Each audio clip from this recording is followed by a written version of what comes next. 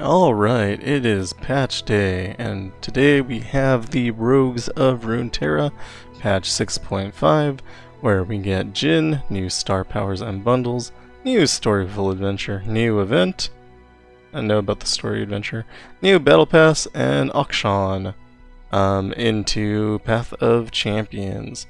So that is all pretty exciting. New World Adventure is the Grand Heist. And it looks like that's also going to be in the Rogues of Runeterra Adventure. Probably going to be really similar to the other thing. And I don't know. Those are patch notes if you want to read them. Just go to playruneterra.com or click on that. It's really hard to read on this screen, so I'm not going to spend a lot of focus on that. With new battle pass, we of course have new event quests, so win a 5-star adventure with Akshan or Jhin. Jin's going to be the easier one. I don't even know what Akshan does, but I can tell you right now Jin's going to be the easier one. We have the repeatable victorious quest, and we have, you know, some of the just weekly quests. And it looks like that is it for that. For the battle pass, we have a battle pass. So for free we get 40 Jhin fragments. This is incredible for my new player guide. Definitely pick that up. Jin's great. Battle pass looks like a battle pass. Silver Vault for free. We have more Jhin fragments. That's not free, but you'll get a bunch. Cosmic Blessings.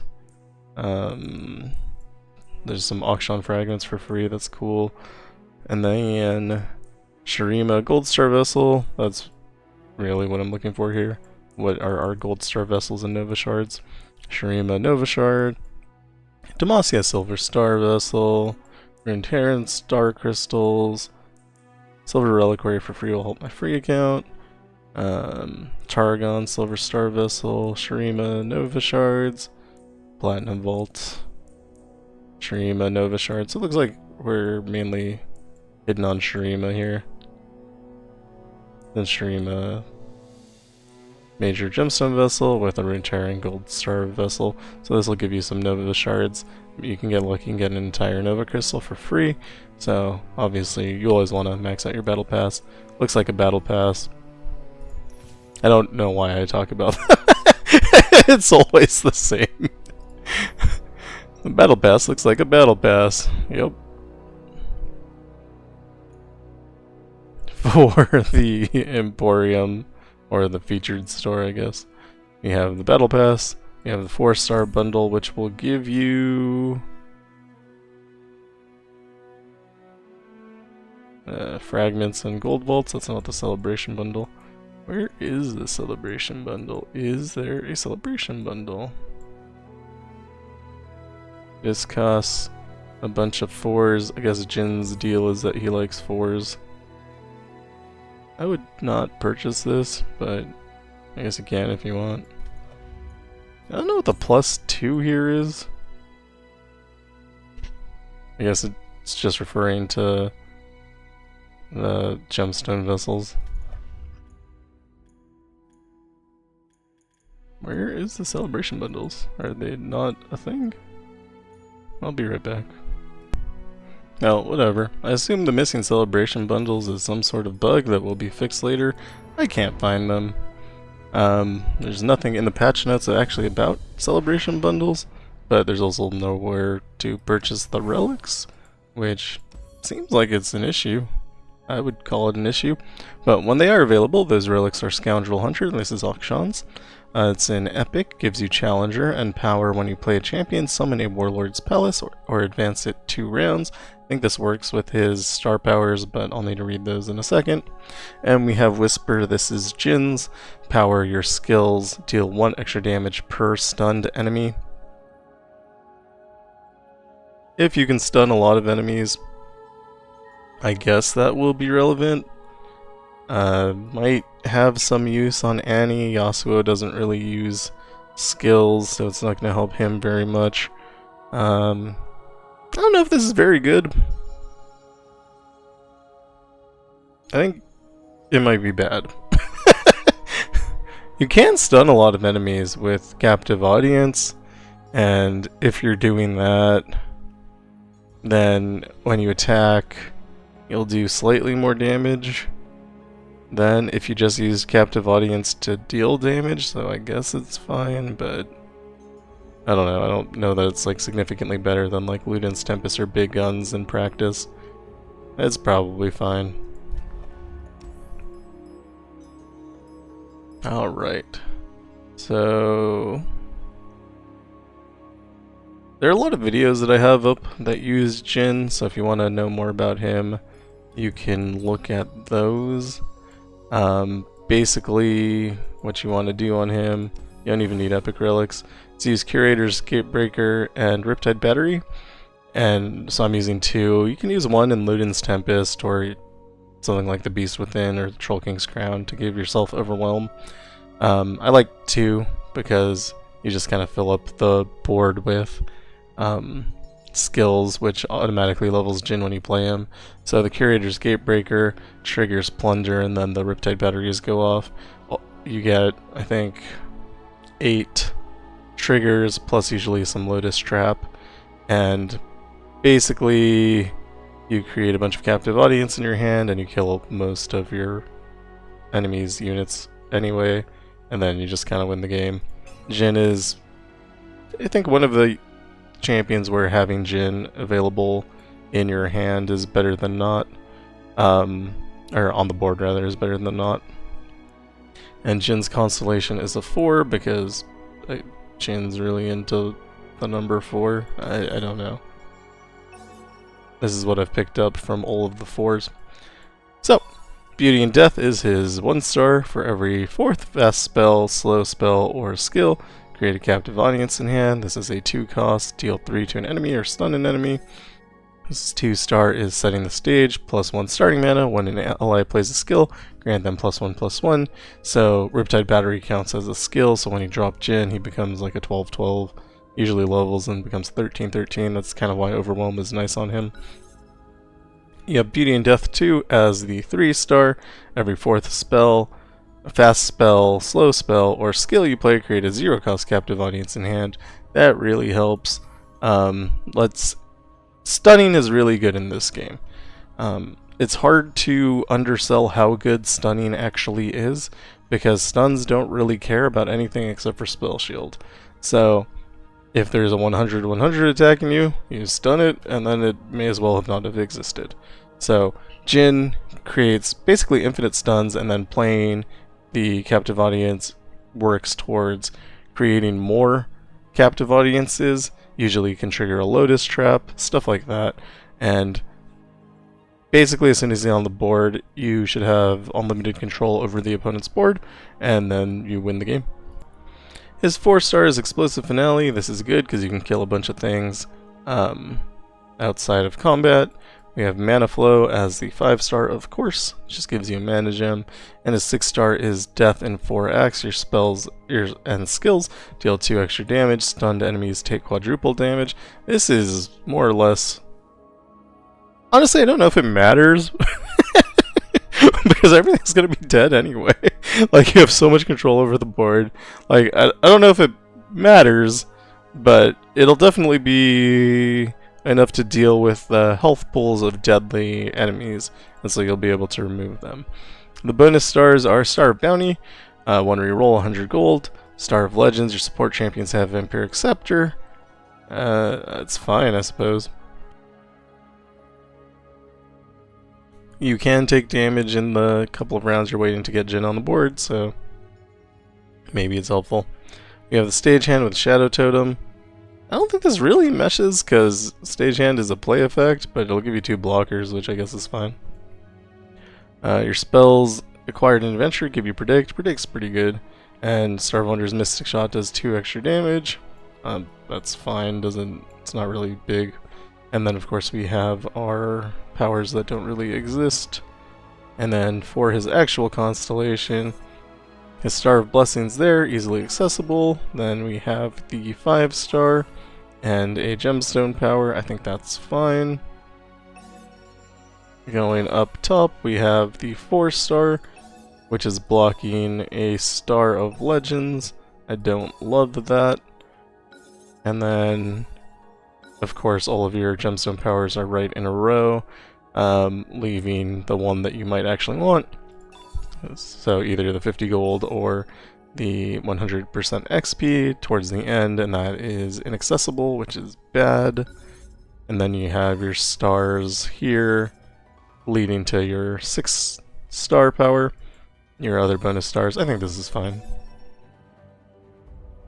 So all of your bonus stars are accessible except for the Vampiric Scepter, which I don't think honestly super matters, and you probably want Explosive Finale anyway. Not overall a big deal. Apparently I need to spend some wild shards, but I have nothing to spend them on right now.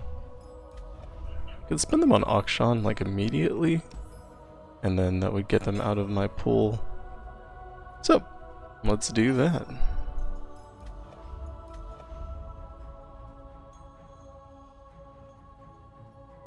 Alright, unlocked. Where do we start? Up top. So, Akshan.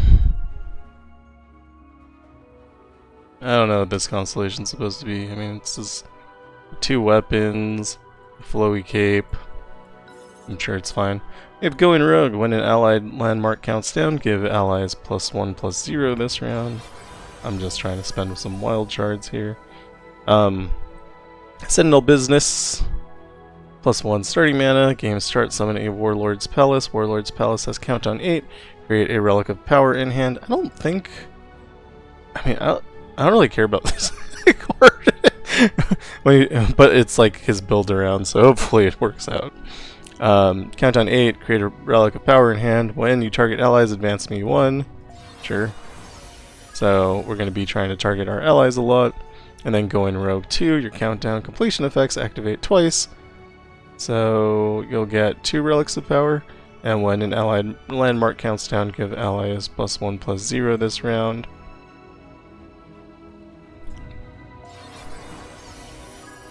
I don't know how this is going to work, but we'll find out. 4-star power is a craftsman favor. It is off by its own, so it's pretty accessible. And this creates a fleeting time and dedication in hand. This is not a 0-cost time and dedication like Ornn has, or like the power that creates it, which might be called, I think, is the craftsman's favor, which creates it at 0 cost. So that kind of sucks. You might want to be looking for the power that reduces the cost of created cards by 1, but this does give you an ability to target your units every turn, which will trigger your countdown and also give them +1/+0. We have landmarks, have strength, symbol of strength, so when summoned or destroyed, grant your ally +1/+1, and mana potion, so their cost reduced. That's kind of nice. But landmarks aren't actually that common, I don't feel.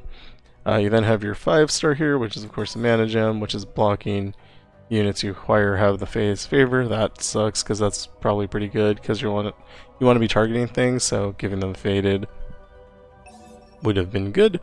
And then you have your +1 revive for Shurima. That's kind of nuts. So these two are, I'm going to call them semi-accessible, except that they're blocked behind the 5-star. Your support champions have Excavator's Charge. When you play a card, give me +1/+1 this round. I assume you're going to be playing a lot of cards, so that's probably fine. You have Grappling Hook, has Stopwatch, so it turns your slow spell into a burst spell. This is probably going to be something you really want. It is not locked behind anything, so all you need is like 120 shards and you can unlock it. And then your Star of Bounty is +1 revive. Revives are underrated, so obviously they don't do anything if you're at the point where you're winning every game. So sometimes they do nothing, but giving you the ability to fail and try again has helped me so many times. There's also a full refill of your hit points. So sometimes you go into like Lysandra at like 9 hit points and you just lose because you get hit with Ice Shard once, and then you get a revive and then you get to try again, and it's really nice. And then the 6-star is Absolution. When an allied's Warlord Palace is destroyed, steal a mana gem. When an allied Warlord Warlord's Horde is destroyed, revive the strongest dead non-ephemeral ally. That's probably fine, I guess. If you can trigger this really quickly, then you're gonna be reviving units, but I don't know. Hopefully you have good units. Maybe that's what you have to do, is just draft units that you wouldn't normally draft so that you can have something to revive. I don't know. Relying on dead units doesn't seem like the best thing, but I'm sure it's stronger than it sounds. The 6 stars are always really powerful, even if they don't sound powerful. So I'm not too worried about it. So, so you summon the Warlord's Palace at game start. Okay.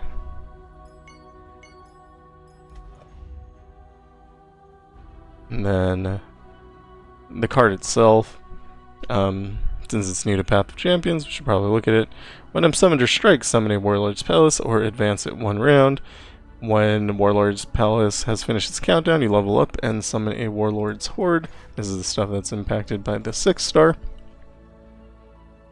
And then when Akshan is leveled, when you summon or strike, you summon a Warlord's Horde or advance it 1 round. So basically you only ever have access to 1 Warlord's Palace, which is the Steel Mana Gem when it completes its countdown. And then after that you have Warlord's Horde, which is advancing or reviving your dead ephemeral allies.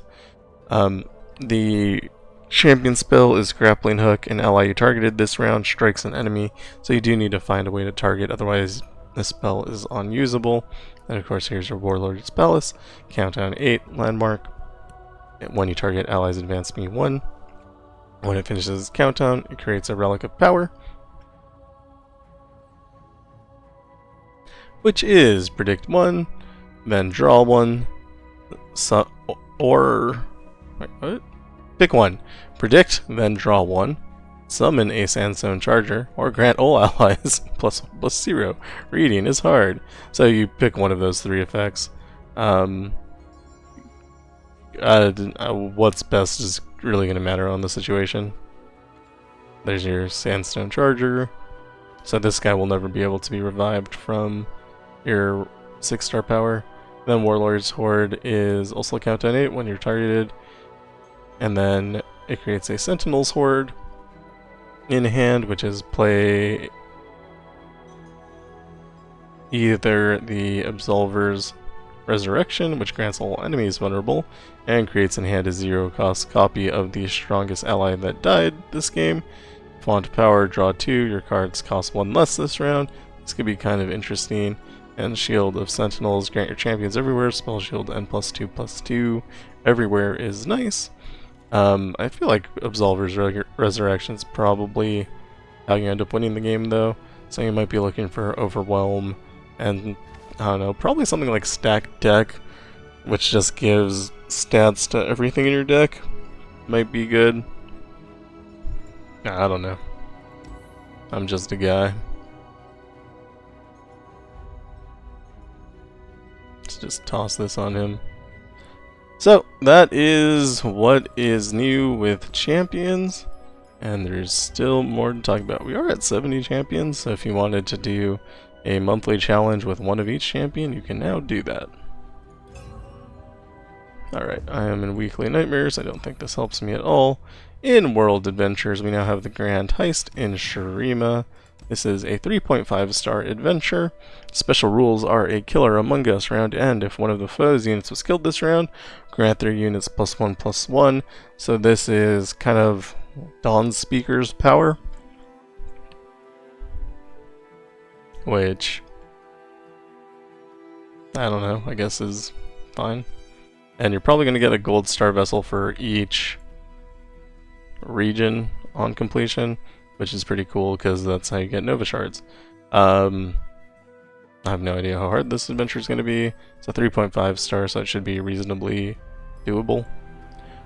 We also have the Rogues of Runeterra adventure, and if you don't know how to change between things, it's this button up here by your legend level. You click on it, and then you find what you want, either Nightmares or Rogues of Runeterra. And then here we are. So we have the Bilgewater, which is Twisted Fate. We have Ionia, which is Master Yi. That's kind of interesting. We have Noxus, this is the 2.5 star, which is Samira. Wonder if these are going to be things that we're getting in the future. And Targon, which is Diana. So historically, these adventures have given you enough fragments and star crystals to get your units to, or your champions to 4 stars. I assume it'll be the same here. So looking at Noxus, we have 8 completions,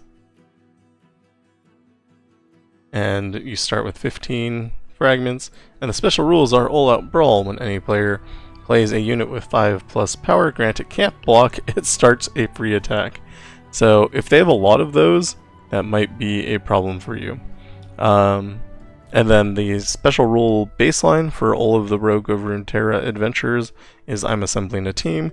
You draft your deck other than your starting champion in this adventure, plus 2 rerolls. So each adventure should feel really different and should be able to make some pretty powerful things. And maybe if you didn't, you can just restart and then try again. So again, we have I'm assembling a team. Diana's power is Blades in the Dark round and deal 4 to the player's Nexus. Reduce the damage by 2 for each card the player played this round. So if you don't play 2 cards a round, you're going to be taking damage. So you're going to want to be drafting really playable cards that are cheap. That's kind of funny. Probably going to take a lot of damage in the early rounds. I don't see how you're going to avoid that. And here, another 8 completions and Jhin fragments. I believe this was, no, that's 5.5. So this should be 4.5. Yeah. So the Wuju Bladesman is the 4.5. It has Deadly, I'm assembling a team, and Seeing Double. First time each player plays a single unit, targets a single unit with a spell, copy it with the same targets. It's probably better for your opponent than it is for you, but you can definitely take advantage of that. That's gonna be really fun. And Akshan should probably shine there. I think it'll be pretty good. And you get 40 Akshan fragments for doing that. And finally we have Bilgewater, which is Twisted Fate, the Card Master. I'm assembling a team in Deadly, and Wheel and Deal is his power. Round start, grant the leftmost 3 cards in the player's hand fleeting. That sounds awful. I think you can do some stuff with card manipulation in your hand, like you can move them over. But it sounds like you're going to lose a lot of your cards really early, and that doesn't sound super great. This does not sound fun. We'll figure it out though. And you'll get gold star vessels for this. I assume 1 for each region, but I'm not sure. As I have not completed them yet. Man, that power just sounds really bad. I don't super want to deal with that. The only one showing is the Desert Rose. Unfortunately, I thought it said that the World Adventure, the Grand Heist, was going to be available in the Rogues of Runeterra, but maybe that's coming out next month, because I'm not seeing it here. So I guess look forward to that. All of these are going to have to be added to our new player guide, of course, along with the Grand Heist, which just gives me more to do, which, I mean, it's a good thing and a bad thing. It's good because it's fun, and it's bad because I have a limited amount of time in my life. Alright, so with all the patch notes stuff done, let us go into the Rogues of Runeterra. So, Samira is all-out brawl. When any player plays a unit with 5+ power, grant it can't block, it starts a free attack. Can't block is interesting, because a lot of the times it doesn't matter, but when your opponent can't block and you can attack them, that's pretty good.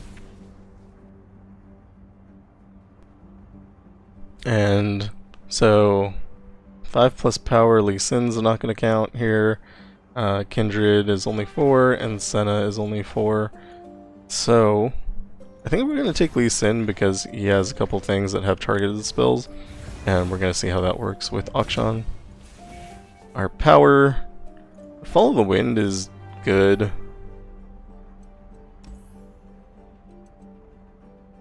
I think this is new. Foe's Nexus takes 1 extra damage from all sources. That has a lot of potential for something like Annie, anything that does direct damage. Mix it with Explosive Finale, that's going to be pretty incredible. I'm going to take Sweet Solitude here, because we just want to lean into the...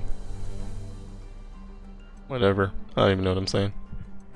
We want to lean into the targeting aspect. So we can take River Shaper here, which lets us draw a spell on strike. With the Phage, it'll be 4/4. Still costs 3 though, and I don't know. I think this Gift Giver kind of seems nicer. And when summoned, we get a gem, and we'll get 2 of them because of Shadow Totem. I'm going to go ahead and take that. I love Dragon's Rage, so we're taking that. Buried Armory creates 2 treasures of this. Creates a Treasure of the Sand on countdown 2, which is a thing that we can target with, which is pretty good, and that equipment will probably be good enough to get us through this entire adventure. We'll also get 2 of them because of the Zrot portal. Will of Ionia, also a very good card. I'm gonna take the Armory because I just want to lean into that for now. I don't know if that's the best call. For units right now, we have 4 and 2 champions, so Scales of the Dragon. Actually, maybe that's not units. I don't know how to read these. So Landmark is 1, Spells is 2. Maybe this... I don't know. Let's pick this up and find out. Okay, so now we have 5 units, so this is units. So we have Gift Giver, the Mourn, the Mourned, Scales of the Dragon. Must be also counting champions as units. Otherwise, this doesn't make any sense. I'm gonna go with that. I don't really like Shadow Assassin. We skipped River Shaper last time. I think we pick it up here. I wonder if you drafted it twice if it would get 2 items. Blast Code Seedling's fine, except that it has Quick Strike Blade on it, which means it'll kill itself, but you can give it Barrier, so that's kind of alright, and then you can still use it as a blocker later. Dragon Collar is Ground Start Flow, summon the Empyrean, and grant it Ephemeral. That's probably pretty good. I think you could activate Flow really easily. It does cost 5 mana, but we might be able to roll into more mana at some point. So I think it's probably not going to be active until like round 5, which hopefully is too late.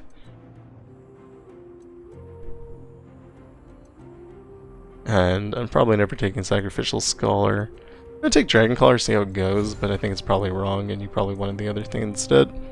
We could draft a champion here, but I'm going to draft Facebreaker instead. Stun is really good, and we have Hero's Horn. And finally, we can pick between the Xenotype Researcher, which will kill itself, or Fizz or Kale. I think Fizz is... maybe we spin a reroll here. We take Vibe, this is a lot of hit points. We typically don't want to take champions, because champions dilute your champion pool, so you're less likely to draw the champion that you want.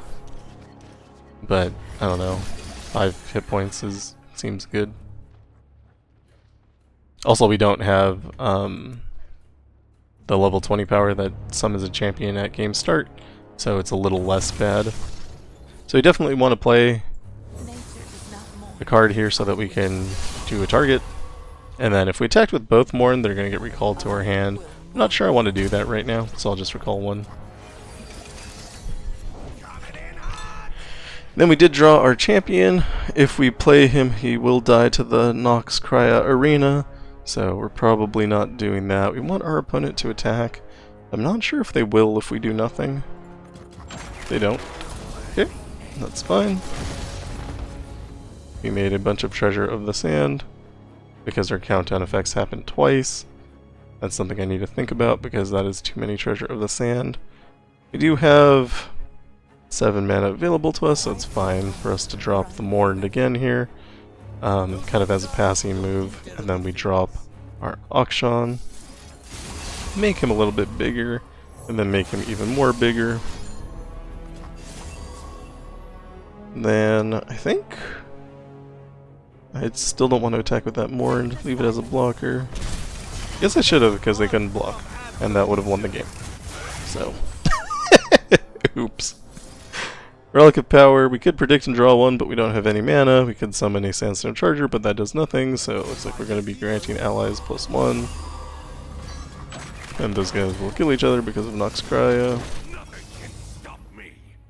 This guy costs 5, or has 5 power, so he just attacks us to start. We can block that, no probs. And then we will drop our Vi here, who will attack because she has 5+ power.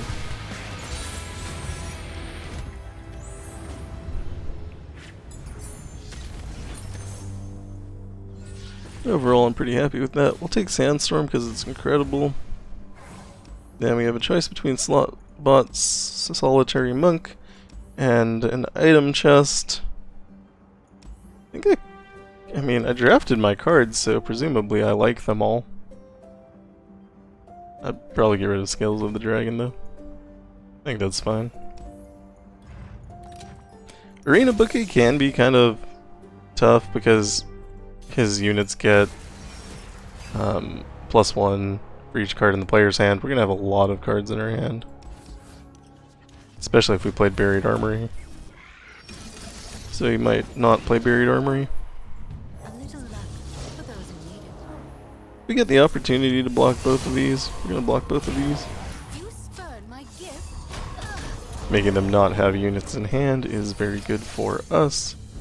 Drop Scales of the Dragon here. And I guess we're blocking. I don't want to take 5 right now. Although it's 12 now, so maybe that was the wrong call. Play the Mourned so that we have 2 blockers. This will draw a champion, which is important to me.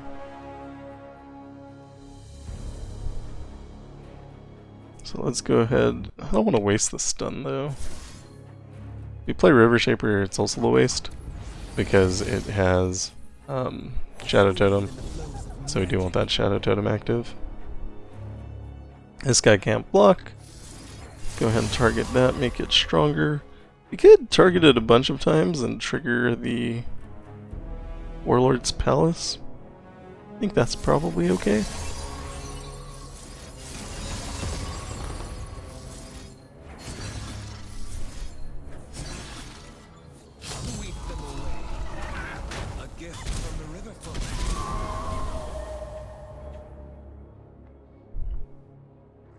If I had a little more mana, I think there's a way that we could just get our unit big enough to Dragon's Rage and finish off the game.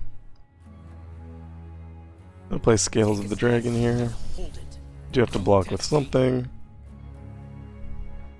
I could take 2. And we'll just make him bigger.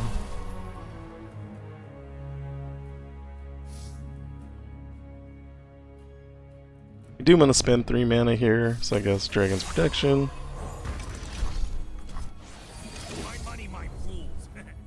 And so this will bring us up to 9 power.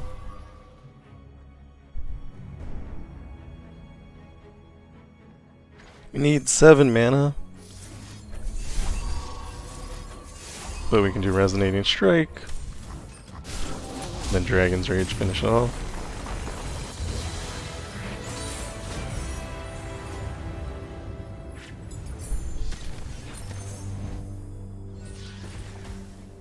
This is so interesting because your deck's just going to be so different every time. So this has a mana crystal on it, but it also only has countdown 2. So, and you'll just end up with like probably more cards than you can hold. I think that's probably pretty bad. I'm gonna take Fan Club President because of that. Although Targon Tellstones was probably fine.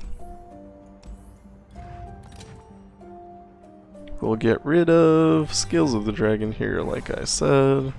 We'll go for Kato and Shiraza because we don't have a choice. Kato and Shiraza has a lot of Overwhelm, which, you know, typically you don't want to be dealing with.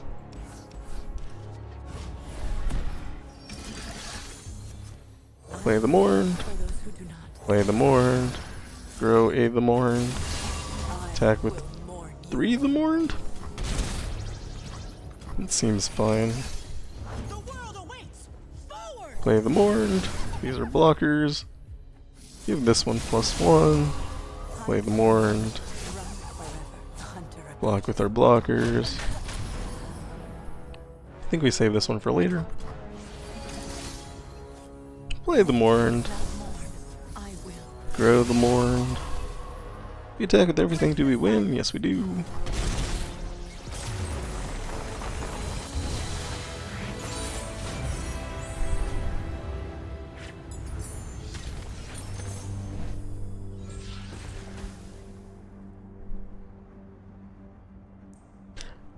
I feel like I draw too many cards.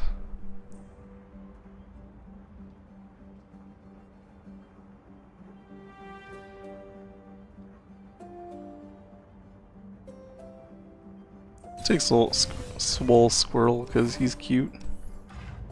Go to the shop. We could pick up Dawn and Dusk. That has some potential. Just +1 powers. Fine. It's good. I like elusive units, so we'll take this. I don't think we need to take 2 of them though.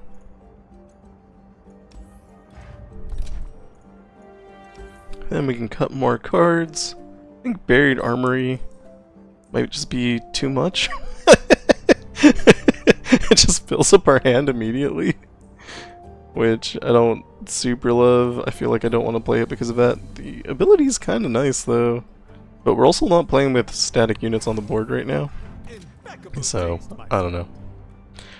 And we go into Akshan, whose power is another successful heist. When the foe's landmarks count down, grant their units +1/+0. So I think we have that same power. Except theirs is grant, and ours I don't believe is. Grant their units +1/+0. Give allies +1/+0 this round. So their power is better than our power, which I think is unfair. I would like to see the manager about that. You can drop Akshan here.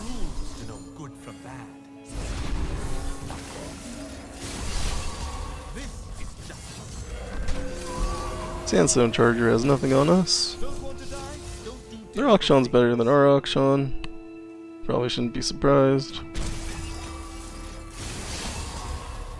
And saving the mana is fine. You know, it gets to attack twice, right?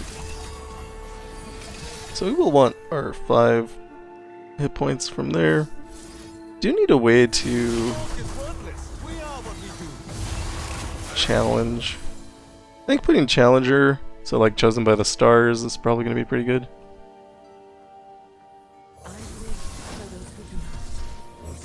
Now we have some blockers for next round. Since we did that, I think I'm going to want to predict and draw 1.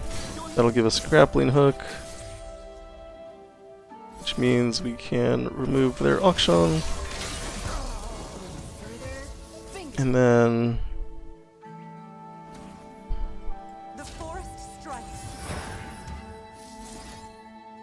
we can grant all our allies +1. Which isn't super permanent because a lot of these guys are about to die and get returned to our hand, but it's fine. I'm going to keep this one as a blocker. They have 3 units on the board. We do draw into Facebreaker, which is great. We do have to deal with getting attacked. Our Akshan is bigger than theirs now though, and now he's not. Oops. He will attack again too. We'll stun here. That'll slow him down.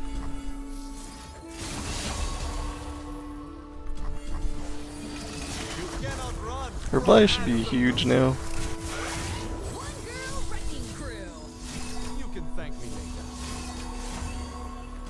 I don't think she levels if she dies like that. That's unfortunate.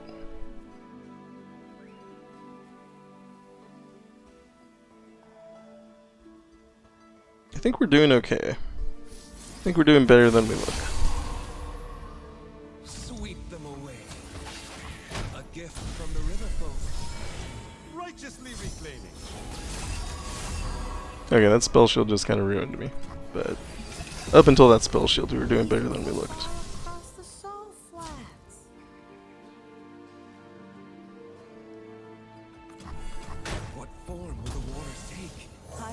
Drop for blockers. You like it? I mean, shut up and fight. Oops. Can make this one bigger.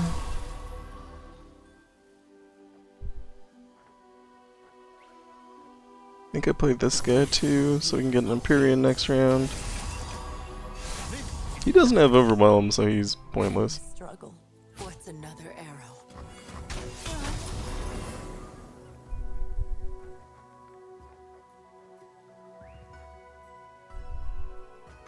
Guess we passed.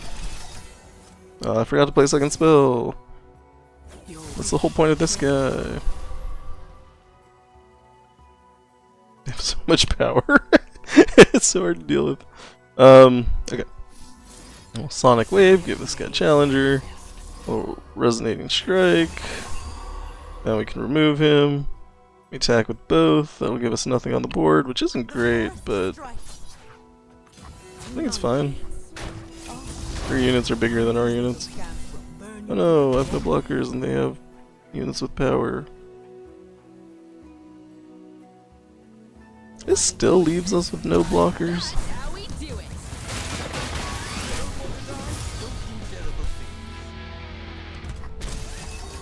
Alright, that was a cool trick. I think I lose. Well. I mean, shut up and fight.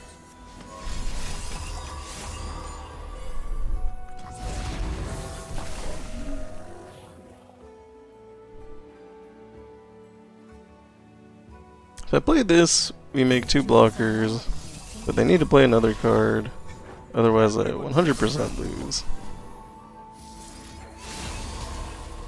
3, still not enough. To get rid of these guys. Go get the shiny devil. And that is it for my mana. Alright, well, lesson learned.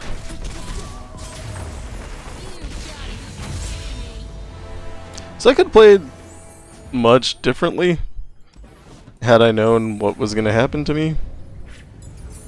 The spell shield kind of ruined me early. I did have intentions to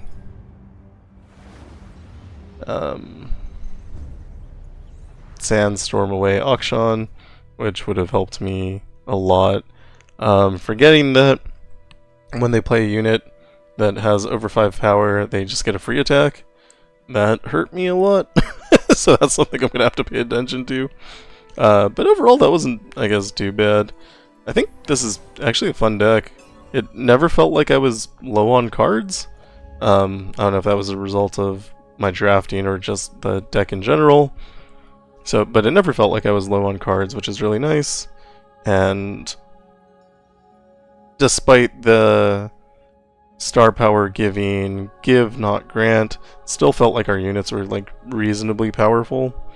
I think had I drafted a little better perhaps, then I could have had more defensive abilities, which would have helped on that adventure. But overall, I mean, I don't know, seems like it's going to be fun. Anyway, that is all for me. Thank you for watching. If you like what I'm doing, like and subscribe. And I will see you in the next one. Going forward, probably going to skip all the 2.5 star adventures for videos, but I'll do them for the 3.5, 4.5, and 5.5. That is 24 though, and I just don't know where I'm gonna fit them.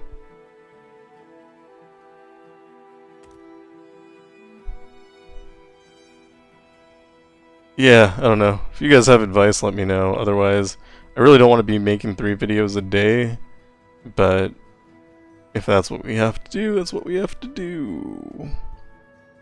Anyway, love you, bye.